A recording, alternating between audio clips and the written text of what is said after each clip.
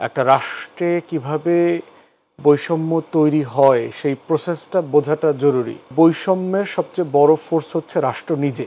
ধন্যবাদ।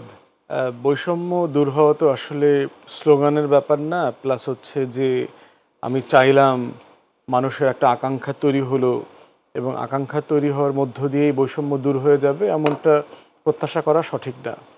একটা রাষ্ট্রে কিভাবে বৈষম্য তৈরি হয় সেই প্রসেসটা বোঝাটা জরুরি এবং এই প্রসেসটা পরিষ্কার না থাকলে যেটা হবে, গণ অভ্যুত্থানের আন্দোলনে যারা অংশগ্রহণ করেছে তারা এই বৈষম্যের দূর না হওয়ার ব্যাপারে তারা হতাশ হয়ে যাবে। জি।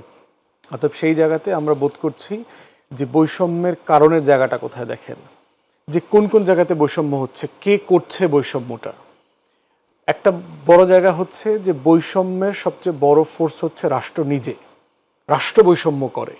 রাষ্ট্র বৈষম্য করে কিভাবে, দেখেন যে পুলিশ যদি কাউকে একটা মিথ্যা মামলায় দেয়, তাকে যে হেনস্থা করবার শক্তি তাকে দেয়া হয়েছে, এই ক্ষমতাটার অপব্যবহার করবার যে সুযোগটা রয়ে গেল, এটা একটা বৈষম্যের জন্ম দিচ্ছে। আবার আপনি অনেক পাওয়ারফুল মানুষ, পুলিশ আপনাকে গ্রেফতার করতে পারছে না, না পারাটার মধ্য দিয়ে আপনি আবার লেনদেন করতে পারছেন।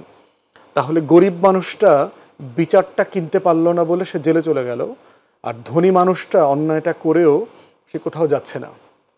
এক্সাম্পল দেয় আপনার, কালকে সম্ভবত আমার দেশ একটা বড় রিপোর্ট করেছে যে বিমান বাহিনীতে রয়ের যে পুরো গ্যাং, এই গ্যাং তারা এক্সপোজ করেছে এবং এই গ্যাংয়ের সাথে খুব গুরুত্বপূর্ণ সাবেক বিমান বাহিনী প্রধান থেকে শুরু করে অনেক বিগ শট জড়িত।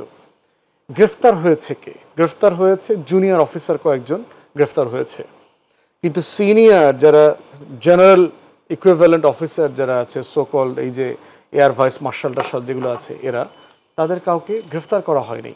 তাদেরকে হচ্ছে স্বেচ্ছায় বাধ্যতামূলক অথবা জোরপূর্বক অবসরে পাঠানো হয়েছে।